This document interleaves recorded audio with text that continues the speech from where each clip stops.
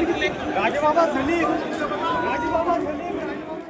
मोठ्या प्रमाणात उत्पन्न घेतल्यानंतर आज आमच्या शिवना भागातील किंवा आपल्या भागातील जी मिरची आहे एक्सपोर्ट क्वालिटी तयार होती ती पुऱ्या जगात तिचं नाव घेतलं जातं. त्याच्यामध्ये माझा गाडीचा वाटा नक्कीच आहे आणि त्या बाबतीत सुद्धा माझ्यावर प्रचारामध्ये जे विरोधकांनी आरोप केले की मिरचीचा भाव कमी देतो जास्त देतो, माझं हेच म्हणणं आहे मी तर शिवण्याचं आहे. पण गोळेगावच्या भागातील शेतकऱ्याला जाऊन विचारा की राजू बाबांना तुम्हाला अन्याय केला का न्याय केला. जोपर्यंत मी मार्केटमध्ये जात नाही तोपर्यंत शेतकऱ्याची मिरचीच्या भावामध्ये समाधानी होत नाही. मी शेतकऱ्यांना नेहमी न्याय देण्याचा प्रयत्न करतो. शेतकऱ्यांना मिरचीच पावडर कोणच्या डोळ्यात फेकली? त्यांच्या डोळ्यात फेकली विरोधकांच्या.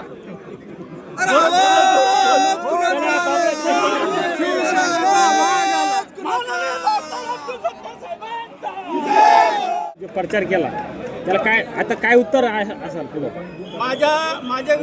माझ्या विरोधामध्ये प्रचार करण्यासारखा त्यांच्याजवळ बिलकुल मुद्दा नव्हता. कारण की मी कोणत्याही व्यवसायामध्ये म्हणा किंवा त्यांच्यासारखे जे धंदे करतात त्याच्यामध्ये माझ्यावरती कोणत्याही प्रकारचा डाग लावू शकत नाही. माझा जो व्यवसाय आहे मिरचीचा, मी मिरचीचा व्यवसाय 2006ला सुरू केला. त्या व्यवसायामधून मी हजारो शेतकऱ्यांचे संस्थान मोठे केले, लखपती केलं, त्यांचे घरदार झाले, त्यांची जमिनी झाले आणि ते सुखी आयुष्य जगतात. त्यांच्या मार्फत ते मजूर हो किंवा त्यांच्या मार्फत हम्माल हो, गाडीवाले हो, किन्नर हो, छोटे व्यापारी हो, हे सुद्धा आज आमच्या भागामध्ये मोठ्या प्रमाणावर चांगल्या परिस्थिती आहे. ते केवळ आमच्या भागामध्ये आम्ही मिरचीची लागवड 2006 पासून चालू केली तेव्हापासून आमच्या भागात